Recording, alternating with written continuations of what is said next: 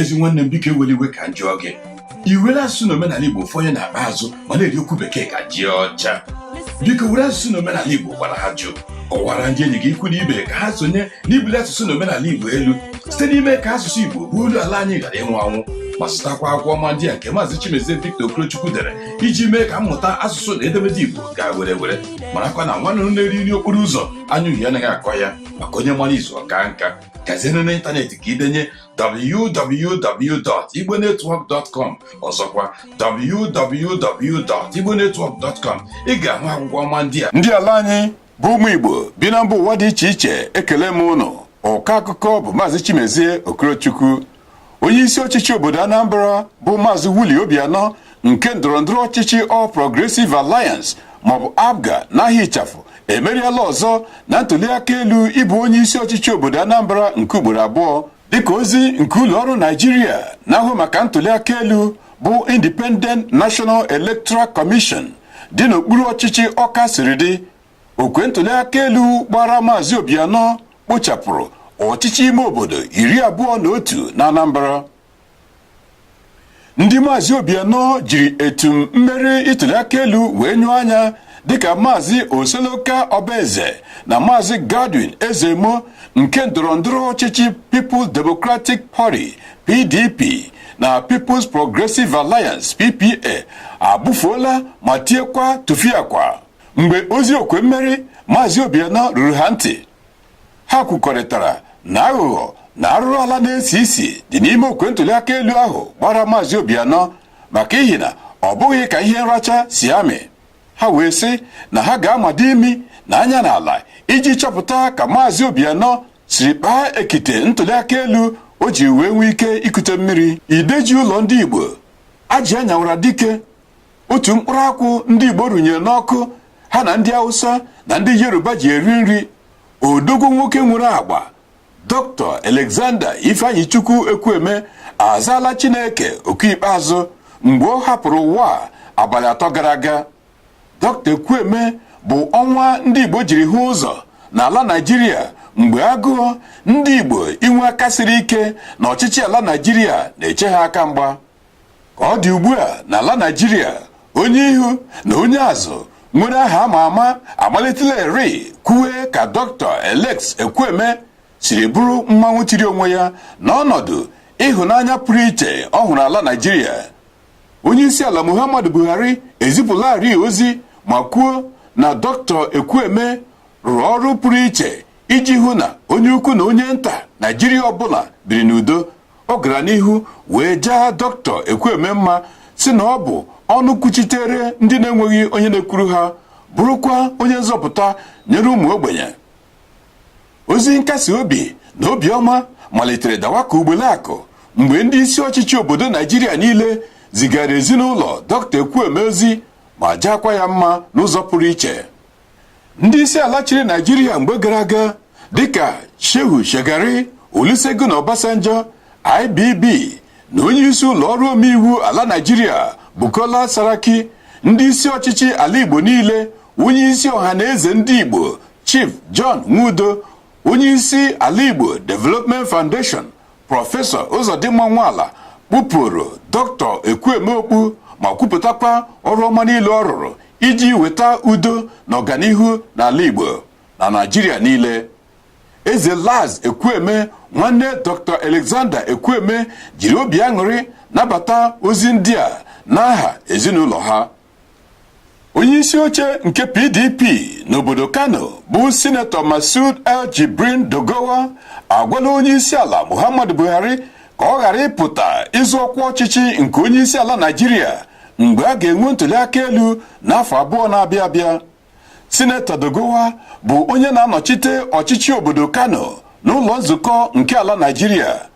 Odogwu nwoke tara aka n'eze wee kwuo na ihe ya ji ama ọkwa mmiri bụ maka ozuzo ya. O kwuru hooha na ala Naịjirịa ejirila ihe isi ike, mkpagbu, agụụ ihe oriri na nkewa gbara ajụ kamgbe Buhari were ọnọdụ.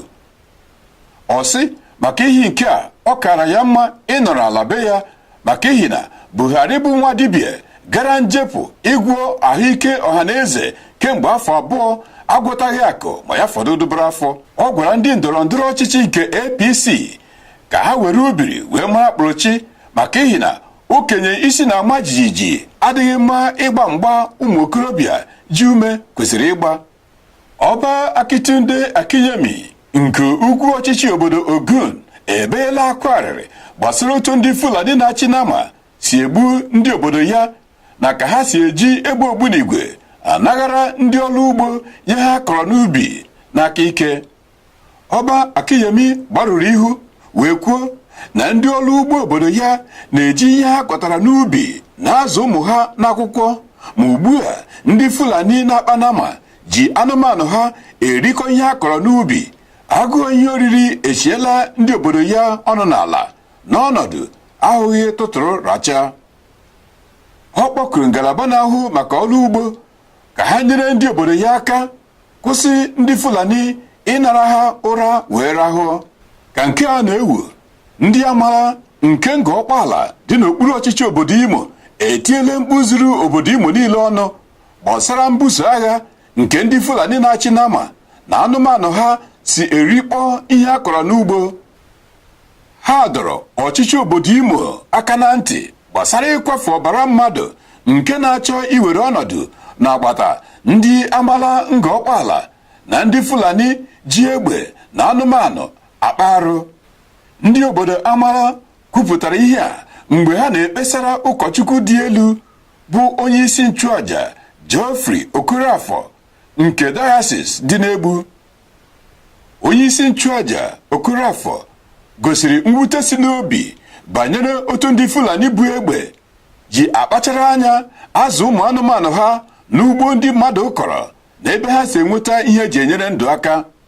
Otu n'ime ndị eze nke obodo atọ dị na nga ọkpala bụ eze Bennett Osinachi Oduhiri Nwa kwupụtara na mmegbu na mkpagbu nke ndị Fulani tụkwasara ndị obodo ha ugbu a dị njọ ma dịkwa egwu. Ka ọ dị ugbu a, ndị na-achị obodo Imo bụ nwa nnụnụ eyibeghị nkwe ma ya fọdụ ụmụ mmadụ ịmara na osisi ha ga-ebere.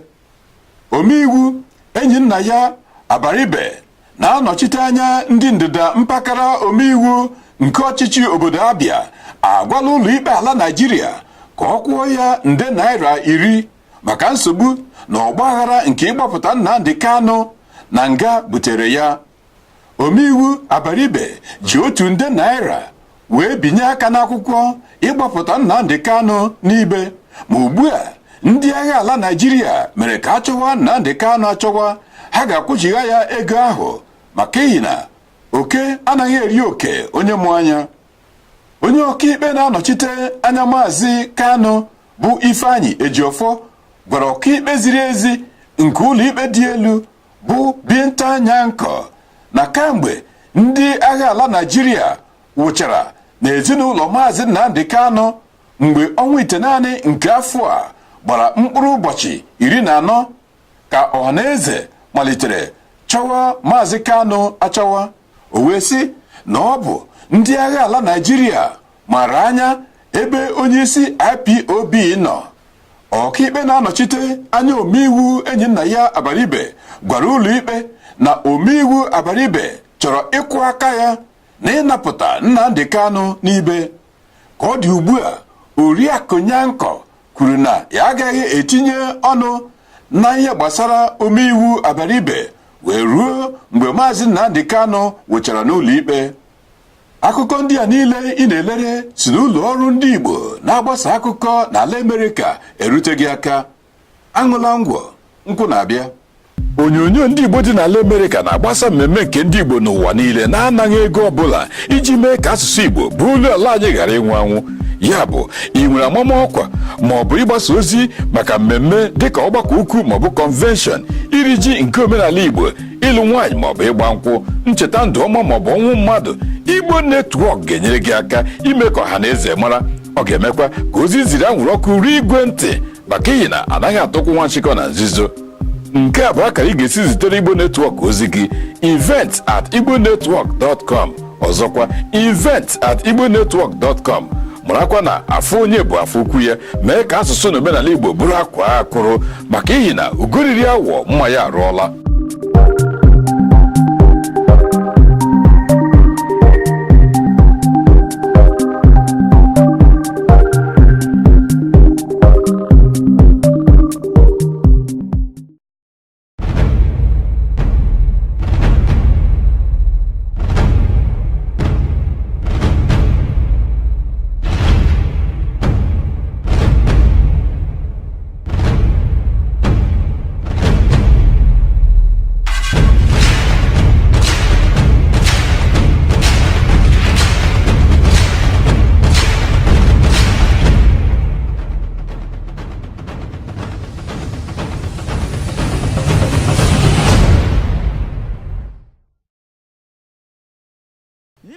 Igbo ndị ọma, chetakwa na onyonyo nke ndị Igbo n'ala Amerịka na-egosi na Apple TV, Roku TV, Android TV, Fire TV na ANTV website ụtụtụ, ehihie na abalị mgbe niile.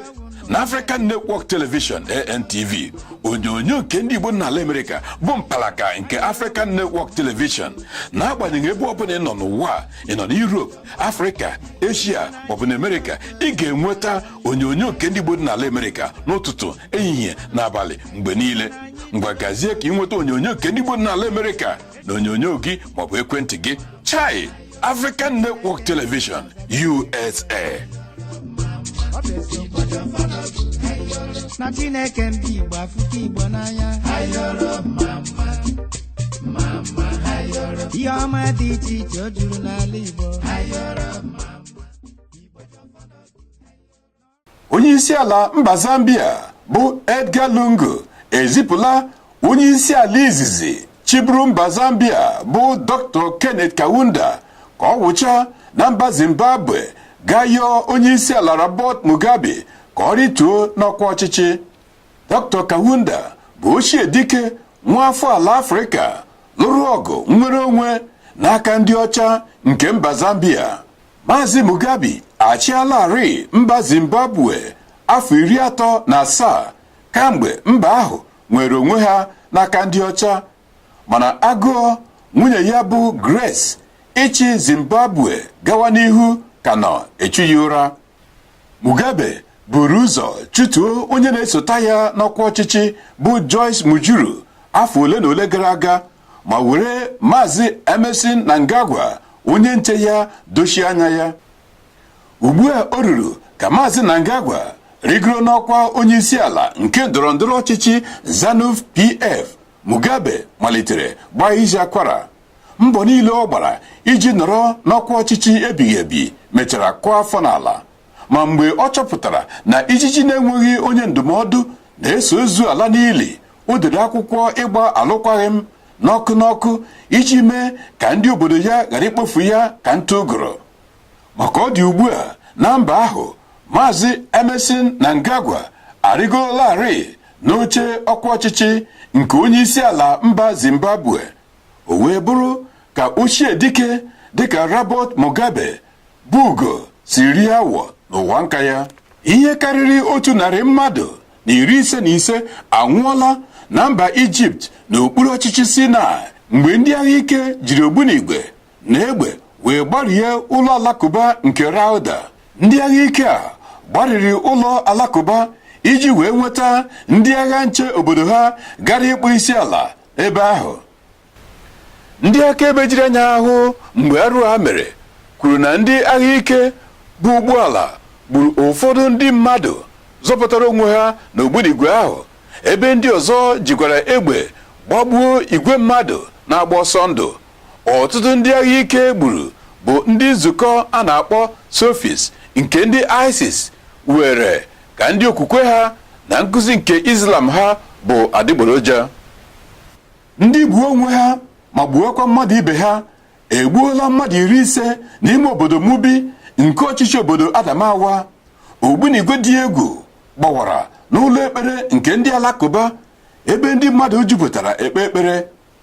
Ndị omekome a anapụla ndụ mmadụ karịrị 20,000 n'ike kamgbe ha malitere buhu agha. Nnukwu ụkọchukwu nke nzukọ nsọ ụka Katọlik dị na Florida nke Amerịka bụ Filipe Esteves echiele nwa afọ Igbo Maazị Livinus Chinonye Martin Ibe echichi Deacon. Echiri ya n'ụlọ ụka Christ the King dị na Jacksonville, Florida. Ọtụtụ ụmụ Igbo, ndị Naịjirịa na ndị Amerịka jupụtara na nnukwu ụlọ ụka ahụ ma soro ibe ha nara ngọzi. Maazị June Ezedike na ndị ukwe ya jiri abụ ọma dị ụtọ kpaa ụmụ Chineke obi aṅụrị. Abụ nke ndị isi ojii Amerịka na-aga n'ụlọ akwụkwọ sekọndịrị dakwara ụda ka igirigi nke igwe. Nnabata Deacon Livinus Ibe n'ụlọ ọgbakọ nke ụlọ ụka ahụ were ọnọdụ ozugbo echichiri ya echichi. Okorobịọma a bụ Deacon Ibe ga-echi echichi ụkọchukwu n'ọnwa ise nke afọ na-abịa abịa. Ọgwụ bụ akụkọ anyị nke ụbọchị taa. Jidekwe ka iji mgbe nta ka anyị chụọ nọ n'Owere Nchi, mgbe onye ohi ga-akwa nna ya nwụrụ anwụ ka anyị gaa nọ gaa chọọ ihe anyị furu efu. Asụsụ na omenala Igbo ga-adị. Ndewonu.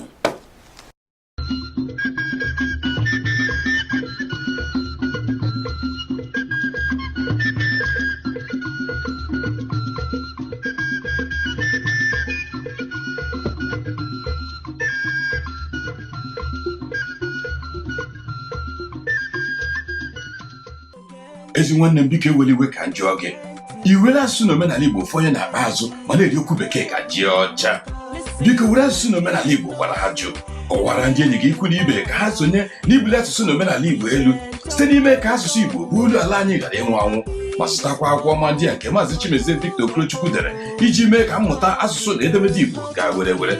Marakwa na nwanne m na-eri nri okporo ụzọ anya uhie anaghị akọ ya, maka onye mara izu ọka nka. Gazienụ n'ịntanetị ka idenye www.igbonetwork.com, ọzọkwa www.igbonetwork.com. Ị ga-ahụ akwụkwọ ọma ndị a